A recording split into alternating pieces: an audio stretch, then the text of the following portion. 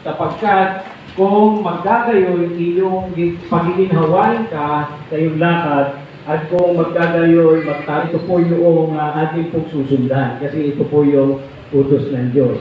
Ano po yung hindi po siya sumunod sa akin, sa Panginoon po siya sumunod. Ngayon, ipatong yung ating mga kamay at tayo po ay mangangako na susundin po natin yung salita ng Diyos na Kanya pong sinabi. So, ako po ay mananalangin, sundin po ninyo yung panalangin na aking sasabihin. Ama namin Diyos, na nasa langit, marami pong salamat sa buhay na iyong itiniwala. Na ako po ay handang sumunod. Basahin ang iyong salita. Binibirihin ito araw-gabi.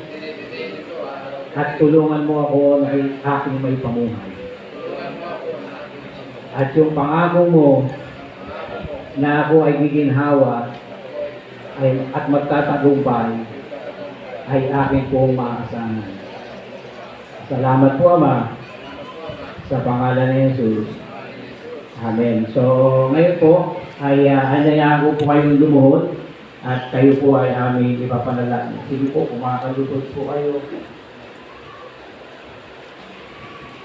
Pakihilingin natin si Pastor Willie na ituon yung kanyang kamay sa bawat isa sa kanila habang ako po ay nananalangin.